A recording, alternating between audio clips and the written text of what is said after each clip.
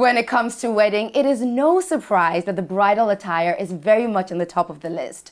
And our love and obsession with what the bride wore is probably the reason why the wedding industry is a $1 million industry. Today, we have a Nigerian bridal atelier that's going to walk us down their journey in their bridal business, and they're going to tell us what they're doing to get their slice of that $1 million cake. I am Sika Osei, and this is Fashion Insider.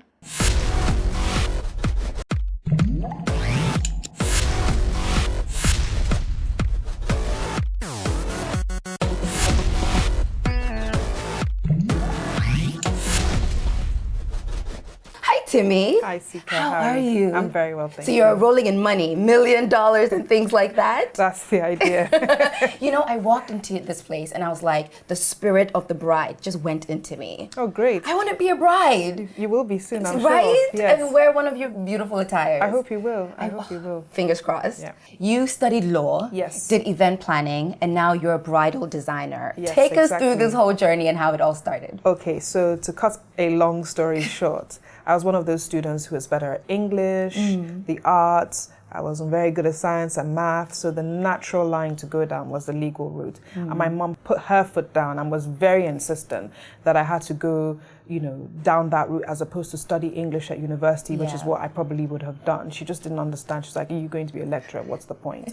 Typical African parent. So I did the law degree, and I actually did it to a master's level as well. Did you ever practice? No, I didn't practice. No? So I did a master's degree in corporate commercial law, finished that, came back here, worked for a year, went to law school. At law school, I knew I wanted to go into wedding planning. I was sure that I wanted to be a planner. I spent my whole time writing bridal manuals, reading bridal magazines and things like that. So when I applied for the job at Coca-Cola, I didn't actually want to get retained. I just wanted them to reject you? Yes, I wanted to do NYSC and leave.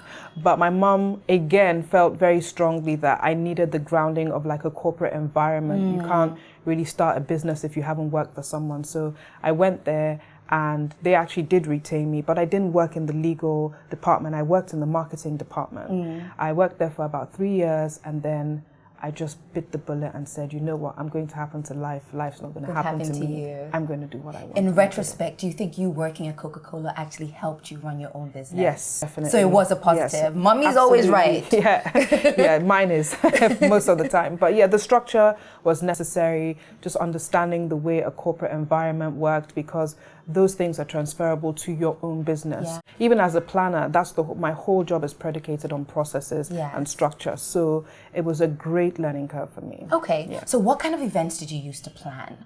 I mean, I know definitely weddings. Yes, was that like your strong suit? It all definitely started off with weddings. Yes. So before I left Coke, I made sure that I secured some jobs just because I was going to need money to survive. I wasn't going to be relying on my mom or anybody else for that matter. Yeah. So wedding planning is where I started. I was planning before I even left Coke, you know. But yeah, so I secured some wedding planning jobs, and then I moved on to that. I was planning weddings, and then I started bridal pretty much at the same time. But because I don't have a design background, it was a slower process with bridal. Yeah. So obviously you had your fair share of brides. You knew how to make them happy. You knew how to deal with them. How did it then, you know, divert into actually making dresses for them? To be completely honest with you, when I looked for a wedding dress, I had such a short period of time to look for a dress. I had a week to go away. I went to New York with my mom and my sister, and I just didn't feel like I had enough time, and I would not have considered looking for a dress in Lagos at that time, because the bridal industry was not what it is now, to be complete. There wasn't as much choice. I just didn't think about it, and that's actually what informed the decision, the gap in the market, and the fact that I actually really do love the wedding process. I love everything to do with weddings, so it was a natural progression for me. Got you. So tell us about what you wanted to achieve with your wedding gowns, what the aesthetic was going to be, what the brand was going to be to set yourself apart from these, you know, bridal ateliers that we have in Nigeria. Okay, so I wanted to fill a gap in the market, so it was a business decision. I'm not going to lie about that. But more importantly, I just wanted brides to look elegant and timeless. I kept it simple. There's nothing convoluted about it. I want my brides to look good. I want them to look elegant. And I wanted to cut out the having to fly abroad. So what I did was I went to New York. I tried on a dress. I had to go back for a fitting and then bring my dress back. You have a lot of working brides who just don't have the time. It's not that they can't go to New York or whatever, but they don't have the time to fly back and forth.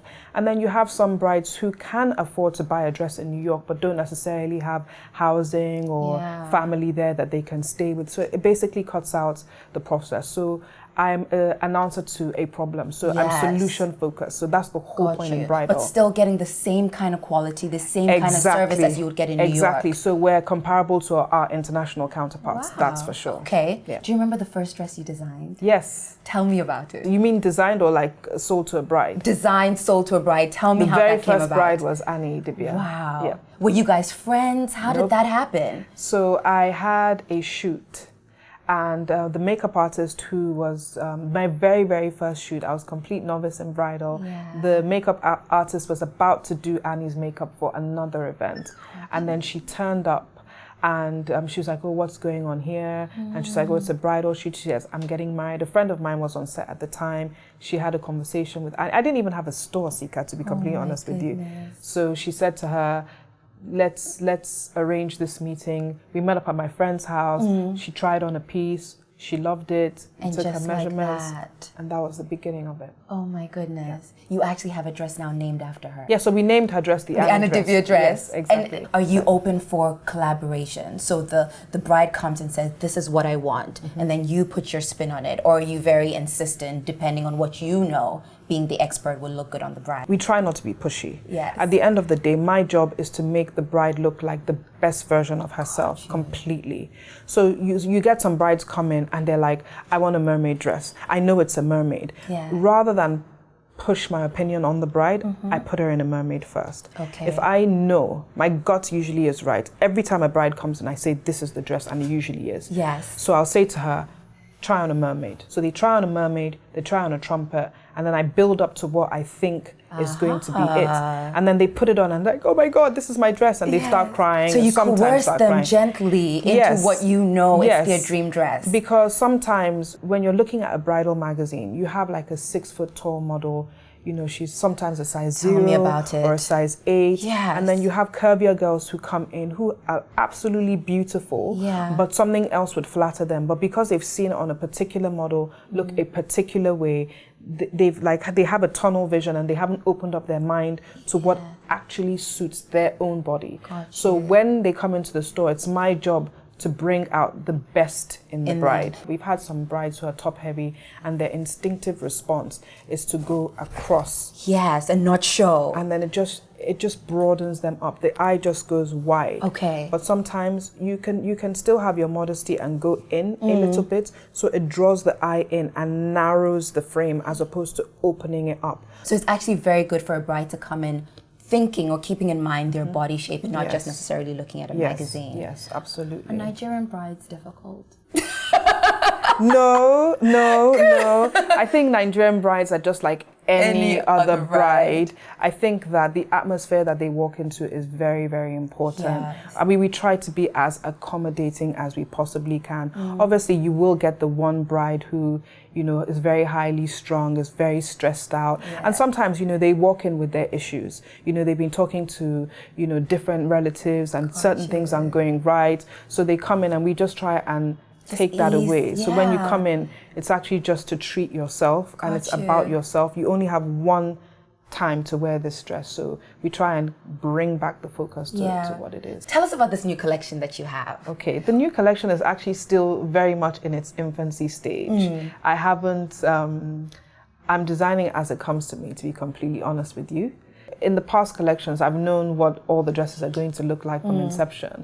But this one, I've done it in bits. So I think some dresses have arrived and you've actually seen some of them. They're beautiful. Earlier. I've tried to go with the classics. Do you get inspired by any of the other bridal bridal wear makers, or do you try and just stick to your lane? I appreciate them, but I definitely try and stay in my own lane. I definitely try and stay authentically true to me and my aesthetic and my brand, and try not to betray that aesthetic based on what the trends are, because it's very easy to get sucked into what people are going for or like. So run us through really quickly the process of a bride coming into your store. So a bride comes in and it's one or two things. The good thing about Love Tims is that you can walk into the store without an appointment. The best thing to do is to book an appointment just in case, because if there is an appointment, we will honor that appointment before the person who walks in. So you come in and their dress is on the rack. We make you try different silhouettes just to make sure that we're bringing out the best in your body. And that's what makes us different from a lot of the other designers. And so we bridge the gap between designer and retail. So you can come in, pick a dress and then just walk out. The second option is where a bride comes in and she tries on a dress, really likes it but wants to change something. So we customize an existing dress. For her needs. And I actually quite like to do that so that there's variety and it's true to the personality of that bride. Usually, how long does it take? It can take 3 to 4 months. Wow. Yes. We really are at par with international standards. It's not like, you know, there's some tailor in the back just sewing a dress. We really do construct the dresses properly. So yeah, it can take that long. But like I said, you can walk in, pick up a dress, and it can take a shorter period of time, but we do take the time to make the dresses properly. Got you. So tell us about the accessory. We have a long, quite a wide range of accessories. So let me start with veils. So a bride who hasn't bought a dress at Love Tims can actually come in and pick up a veil. Yes. And the good thing with veils is that we have different lace edges and patterns. So you can pretty much match it to your dress. It can be all tulle. It can have a bit of velvet on the end. So we have the veils. You can come in and buy a veil. Then we obviously have the bridal accessories. So we have earrings, we have hair combs for the bride. So at the point where you're coming in for your final fitting, we can do the complete So you look. see what you're going to look like Yes, on your everything day. but your toes. So we cater to everything. And then you can pick up the earrings, and then you can pick up earrings for your bridesmaids. And we have enough in a range. So you can pick up 10 of the same pair of earrings. Nice. Are you wearing one right now? Of course. Ooh, girl. Who else would I be wearing? I was just looking at them. I was like, these are beautiful. So if you're going to a wedding or an event or a function or you're presenting, Sika, you know where to come. I'm coming here. Now, times are hard. People are spending extravagant amounts of money on weddings. What would you then say to someone who's about to get married to budget for their dress? If you're getting married, first of all, keep it simple and have one dress. I find that what sometimes pushes the budget is people going for this second wedding dress. Or the third. Or the fourth. Right? If you can afford it, by all means. But if you're a bride on a budget, go for something that's simple. Go for something that can transcend day and night, so that when you get to the party stage, you can still move around, you know, a bit. If you like embellishment, maybe don't go with Swarovski crystals. Do you know what I mean? Go with crystals that are going to show and are going to bling out your dress, but without going too crazy over the top. So that's what I would say. We have sales from time to time.